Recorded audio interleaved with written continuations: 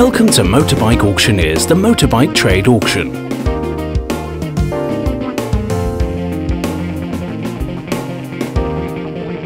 All bikes being offered are on a sold as seen basis, as laid out in the terms and conditions listed on the website.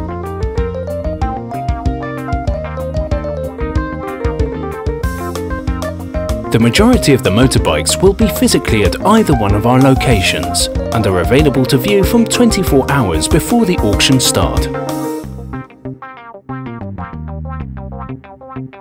All bidding will be done electronically and you are required to be registered to enable you to bid.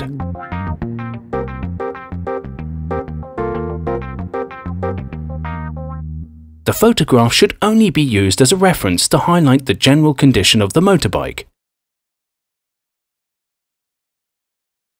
Bidders should satisfy themselves and fully understand before placing a bid that they are bidding for a used motorbike.